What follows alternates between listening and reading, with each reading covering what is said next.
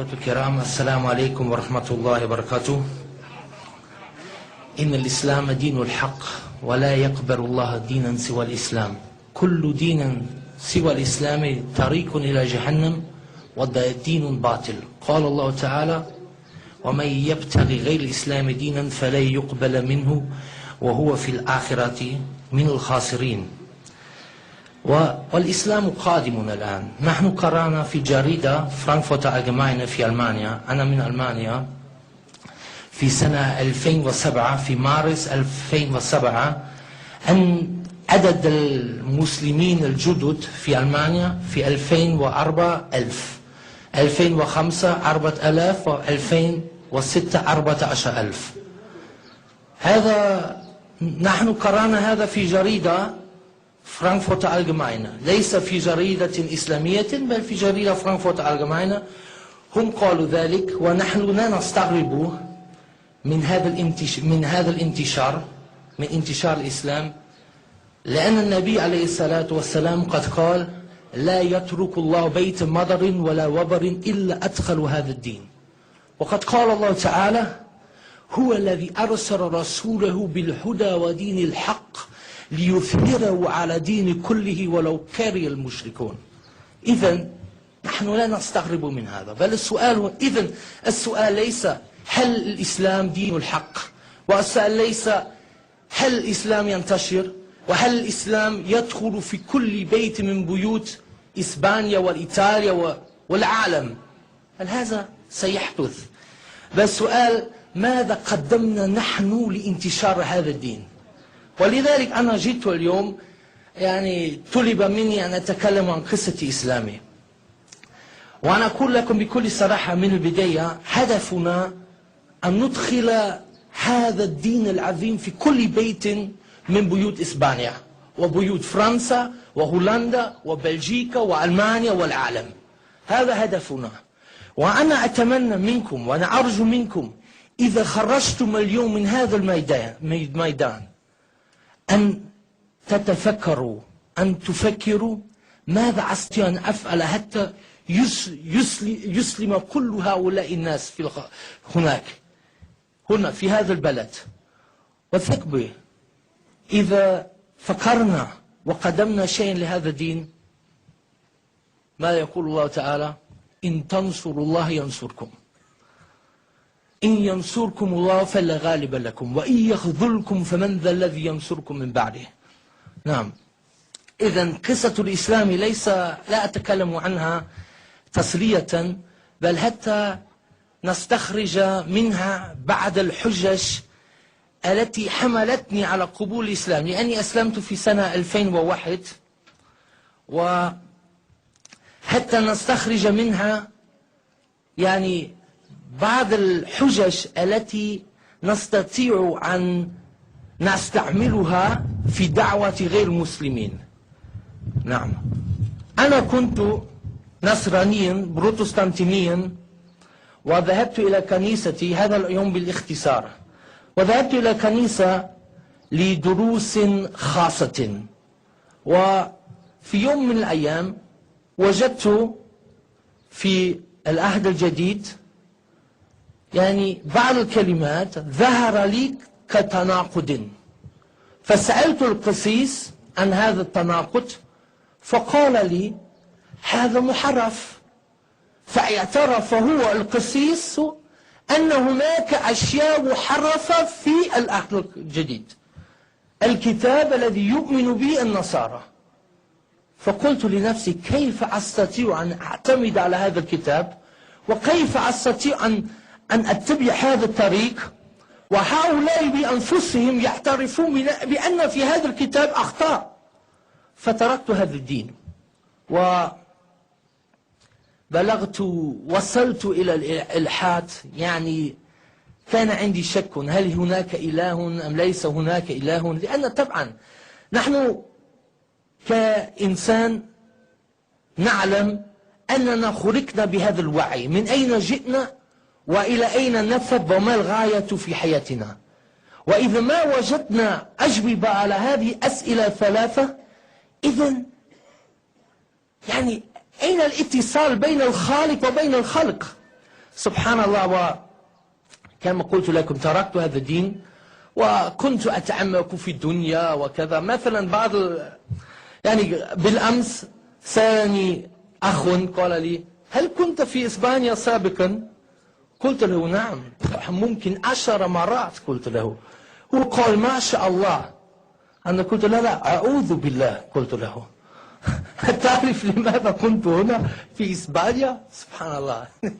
طبعا هو هذا ما خطر بباله، ولكن هكذا يعني أنا رأيت هذه الأشياء كلها. وبعدما تخرجت من الثانوية يعني في ألمانيا إذا تخرج الشاب أم الرجل من الثانوية عليه أن يختار بين الخدمة عسكرية والخدمة مدنية. فاخترت الخدمة مدنية، وفي هذه الخدمة مدنية كنا نقدم الطعام للعجائز، أي ذهبنا كل يوم من بيت إلى بيت، مثلا فلان كذا وفلان كذا هو كبير بالسن، ونقدم له طعام لأنه لا يستطيع أن يطبخ لنفسه. وفي هذه الفترة يعني رأيت كثيرا من هؤلاء يموتون لأنهم كبير السن. يعني تسمع فلان مات، فلانة ماتت، فلان مات، فلانة ماتت. إذن فكرت ما الغاية في حياتنا؟ في يوم من الأيام قد أكون أنا في هذا المقام وأنظر هذا المجتمع الغربي. سبحان الله، إذا كبر الشخص يدخلونه في دور العجائز، يدخلونه يتركونه. وأنا أتعجب وأنا أستغرب إذا ذهبت إلى بلدان الإسلامية العربية وأرى هناك الناس ينظرون إلى الغرب نظرة الإحسان والإعجاب ويتشبهون بالكفار، وانظر هنا، انظر كيف يعيشون الناس منكدون لا يعيشون في سعادة. مثلا في ألمانيا يعني الناس يلتفتون إلى ألمانيا، ما شاء الله ألمانيا أغنياء وسيارات وكذا. في ألمانيا كل 48 دقيقة انتحار. من أكثر أسباب الموت في ألمانيا الانتحار، وفي الغرب عموما. وأنا أتعجب كيف الناس هناك في البلدان الإسلامية ينظرون إلى هذه البلدان وينظرون نحن نريد أن نكون مثلهم. كيف تريد أن تكون مثلهم؟ يعيشون معيشة ضنكا، فمن أراد عن ذكري فإن له معيشة ضنكا. سبحان الله، أنا أرى هذا الافتخار في كل بلد من بلدان الإسلامية. مثلا أذهب إلى دكان أسأله يا أخي أنا أريد أن أشتري مناديل، بكم المناديل؟ يجيب بفرنسية. أنا لا أعرف فرنسية. أخي بكم؟ سي ماذا؟ بكم؟ سي يجيب بفرنسية مرة أخرى. أقول أنا لا أفهمك، بكم؟ يأخذ الحاسوب يدوي ويضغط 6. انظر 6. أقول له 6 ما شاء الله، هل تستطيع أن تتكلم بالعربية؟ لا، يفتخر بلغة أجنبية. وأنا أقول أنا لا أعرف فرنسية، أنا من ألمانيا.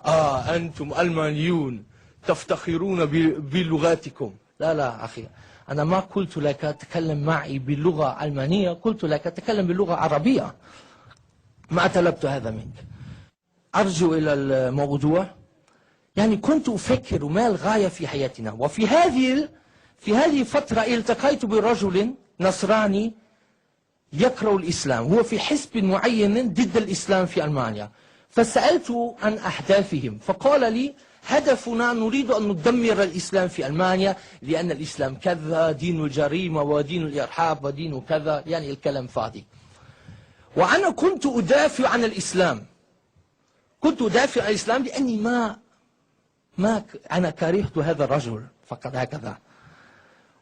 ودفعت عن الإسلام بمعلومات التي أخذتها. يعني قريب من هذا اللقاء عندما ذهبت في الشوارع في كولونيا وجدت هناك مسلمون يوزعون أوراق دعايات عن الإسلام، فقط ورقة واحدة. وأنا أقول لكم افعلوا أنتم هذا. هنا في إسبانيا. أنا أعرف كثير منكم ممكن جاءوا إلى إسبانيا قبل مثلا 5 سنوات ولا يعرف، ممكن بعضكم لا تعرفون اللغة الإسبانية، يعني لا تحسنونها، لا تتمكنون منها، ولكن اكتبوا رسالة جميلة ووزعوها. تعرفوا في يوم من الأيام كنت في ألمانيا في محاضرة، جاء رجل 43 سنة ألماني فقال لنا: أنا في يوم من الأيام فتحت صندوقي البريد ووجدت فيه رسالة مكتوب عليها موقع في إنترنت، فدخلت الموقع تفرجت على دروس عن الإسلام بلغة ألمانية وأسلمت. لما قال هذا في الخلف النساء بكت امرأة تركية لأنها عرفت أن هي التي أدخلت هذه الرسالة في صندوقه. سبحان الله. وهذا أمر سهل جدا، ممكن أنت تأتي يوم القيامة وألوف من الناس أسلموا وأنت ما عرفت هذا. أنت حججت مرة واحدة في سنة في حياتك، صليت 5 صلوات فقط بدون نوافل بدون أي شيء، ويأتي ألوف من الناس وكل هذا الأجر في ميزانك إن شاء الله. يعني هذه فقرة يعني نصيحة. بعد ذلك، بعد هذا الإقامة، هذا الرجل الذي يبغض المسلمين والإسلام، كنت أفكر، قلت لنفسي أن أريد أن أقرأ القرآن، ترجمة للقرآن، حتى أعرف ماذا مكتوب هناك. هو يقول القرآن كذا وقرآن كذا، إذن أريد أن أقرأ القرآن. فلما رجعت من هذا اللقاء إلى البيت كان عند أختي ترجمة لمعاني القرآن باللغة الألمانية، فقرأت هذا الكتاب من البداية للنهاية، سورة الفاتحة إلى سورة الناس، يعني ترجمة المعاني. فلما قرأت هذا الكتاب أمسكني، لأني ما وجدت، وهذا مهم جدا هذه الحجة، ما وجدت كتابا وقرأت قبل ذلك العهد القديم والعهد الجديد على وجه الأرض يوصف الله فيه كما يوصف في القرآن. مثلا أنت تجد الآن في العهد القديم في باب كتاب تكوين باب 32 أن الله سارع، يعني مسارعة مع النبي يعقوب وإن هزم. أنت تجد في تكوين 6 باب 6 آية 6 أن الله تاب وحزن وتأسف أنه خلق الإنسان. يعني ليس بعالم الغيب والشهادة، ولكن شوف الآن انظر الفرق بين هذا وبين القرآن. في القرآن لا تجد أي نقص في صفات الله. انظر هذا الله يسارع مع يعقوب وينهزم، وانظر هذه الآية في سورة المائدة: لقد كفر الذين قالوا إن الله هو المسيح ابن مريم قل فمن يملك من الله شيئا إن أراد يهلك المسيح ابن مريم وأمه ومن في الأرض جميعا ولله ملك السماوات والأرض وما بينهما يخلق ما يشاء والله على كل شيء قدير. انظر هذا الفرق. يعني إذا مثلا تكلمت الآن مع نصراني وقل له هل تؤمن بأن الله سارع وإن هزم؟ ويقول لا. إذا وجدت في كتابك الذي تؤمن أنت به هذا النص، هل ترفض هذا؟ هو سيقول نعم. إذن نفتح الكتاب، تفضل انظر. والآن انظر إلى القرآن، سورة المائدة آية 16 مثلا. يعني هذا أمسكني. ثانيا القرآن، أنا وجدت في القرآن الأجوبة على الأسئلة هذه أسئلة 3: من أين جئنا إلى أين نذهب وما الغاية في حياتنا؟ سهل جدا. أولا من أين جئنا وإلى أين نذهب؟ إنا لله وإنا إليه راجعون. ما الغاية في حياتنا؟ وما خلقت الجن والإنس إلا ليعبدون. وإذا عبدته ما الفائدة؟ فائدة في الدنيا: من عمل صالحا من ذكر أو أنثى وهو مؤمن فلنحيينه حياة طيبة. وفي الآخرة كما قال الله تعالى في حديث قدسي: إني عددت لعبادي الصالحين ما لا عين رأت ولا أذن سمعت ولا خطر على قلب بشر. سهل جدا. ثانيا، اليوم أيضا هنا في إسبانيا وفي كل بلدان كثير من النصارى يعني يتركون النصرانية ويصلون إلى الإلحاد، يقولون أنا لا أؤمن بشيء. تعرفون لماذا؟ لأنهم لا يجدون في النصرانية جوابا على هذا السؤال. إذا كان الله جيدا وقادرا على كل شيء، لماذا يوجد الظلم؟ لماذا يوجد المرض؟ لماذا يوجد هذه الأشياء؟ يعني الجواب في القرآن مرة أخرى سهل بسيط يفهمها كل إنسان. أولا، هذه حياة الدنيا ليس بحياة الجزاء بل حياة الابتلاء. الذي خلق الموت والحياة ليبلوكم أيكم أحسن عملا، والجزاء في الآخرة والعدل في الآخرة. بل الله اختار هذه الدنيا للابتلاء، الظلم، المرض، هذه الأشياء. في دار الآخرة العدل. فاليوم يوم القيامة لا تظلم نفس شيئا ولا تجزون إلا ما كنتم تعملون. إذن علينا أن نفسر وأن نشرح لهم هذه الأمور، لأنها تؤثر كثيرا على قلوب هؤلاء. نحن نريد أن نفتح قلوب كل إنسان في هذه البلدان. وسبحان الله، ثالثا، نجد في القرآن أشياء ما استطاع النبي عليه الصلاة والسلام وأي شخص في عهده أن يعرفها. مثلا الآية في القرآن: أولم يرى الذين كفروا أن السماوات والأرض كانتا رتقا ففتقناهما وجعلنا من الماء كل شيء حي وجعلنا في الأرض رواسي أن تميد بهم. مثلا. وفي في في في في سورة النبأ: نعم، والجبال أوتادا، الجبال مثل أوتاد. يعني أشياء كثيرة. مرج البحرين يلتقيان بينهما برزخ لا يبغيان. وأنتم ممكن تعرفون هذه الأشياء، وأنا أوصيكم أن تحفظ هذه الآيات في الدعوة مع غير مسلمين، لأنها هي مهمة جدا، مهمة جدا جدا جدا. ومن يسمع هذا دليل. كل نبي جاء بمعجزات، والنبي عليه الصلاة والسلام قال: وإنما أوتيت وحيا أوحى الله إلي فأرجو أن أكون أكثرهم تابعا يوم القيامة. وهذه كما قلت لكم بعض الأشياء إنما قرأت القرآن أول مرة. بعد ذلك قرأت الكتاب المسمى الكتاب المقدس من البداية للنهاية. بعد ذلك القرآن مرة أخرى. بعد ذلك العهد الجديد مرة أخرى.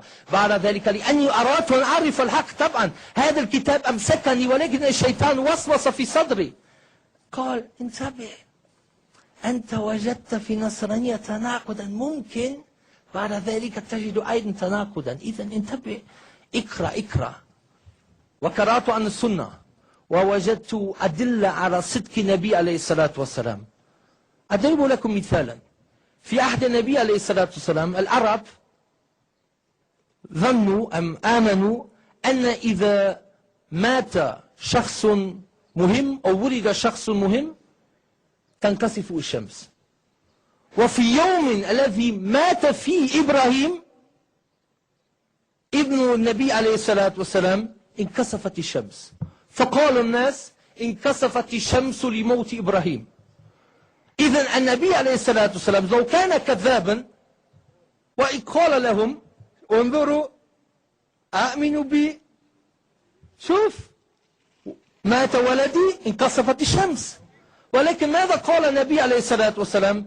إن الشمس والقمر آيتان من آيات الله لا ينكسفان لموت أحد ولا لحياة. لو كان كذابا لماذا يقول هذا؟ لأن هل يستطيع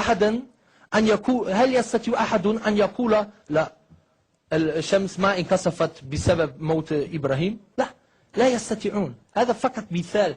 هناك أمثلة كثيرة. يعني غالبا أنا أتكلم عن قصة إسلامي لمدة ساعة، اليوم نختصر على 20 دقيقة إن شاء الله. وبعد ذلك بدأت أن أصلي.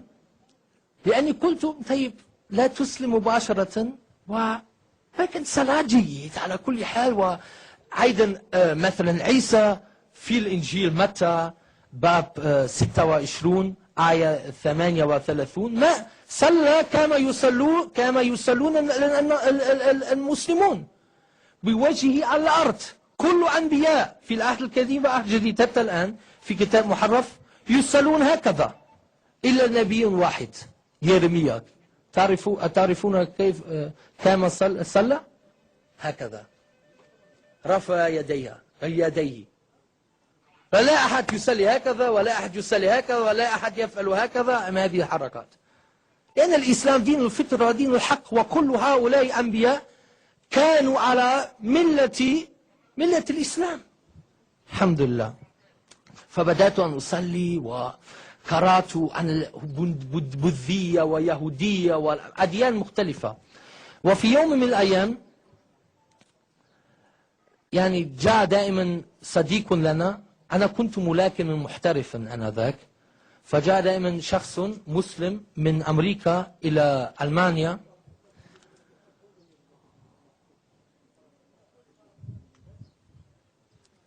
جاء شخص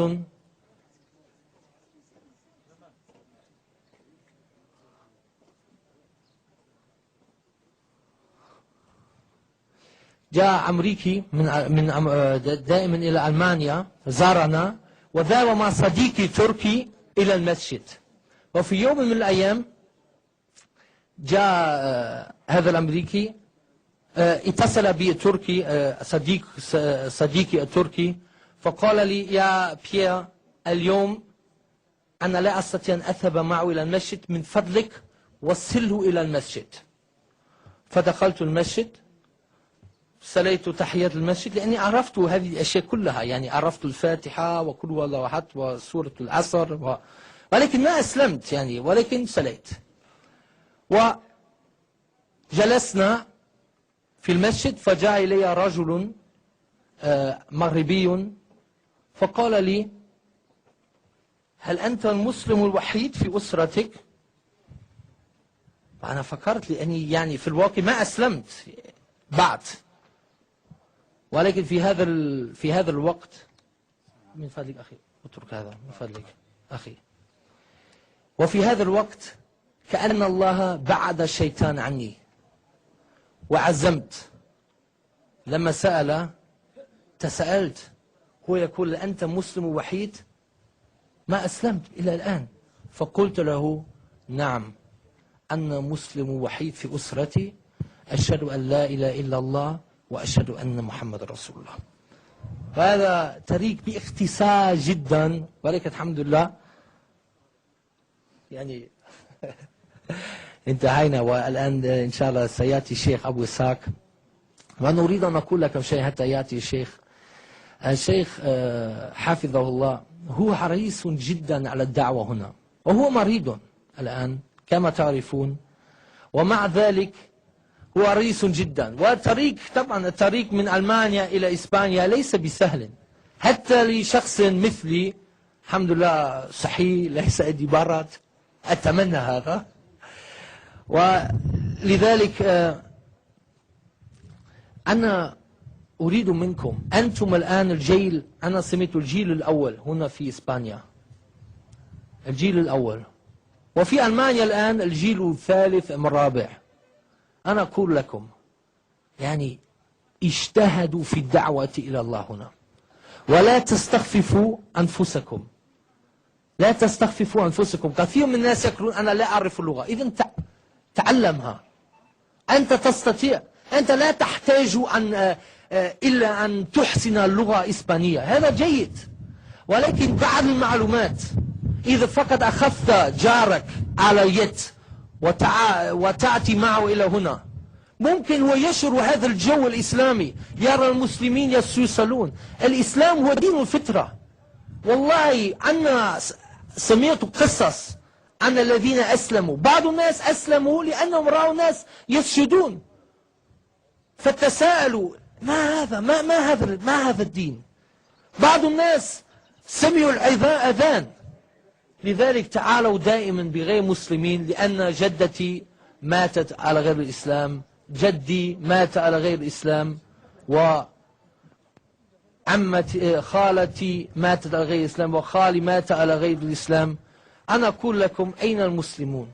انظروا النصارى كيف يجتهدون في دعوتهم. العهد الجديد والعهد القديم ترجمت إلى أكثر من 2500 لغة، القرآن إلى 100 لغة فقط. إذن هذه وصيتي، أقول قولي هذا واستغفر الله لي ولكم ولسائر المسلمين. سبحانك اللهم وبحمدك، أشهد أن لا إله إلا أنت، أستغفرك وأتوب إليك. And you wonder how far you can go. Every step on that road that you take, Allah knows.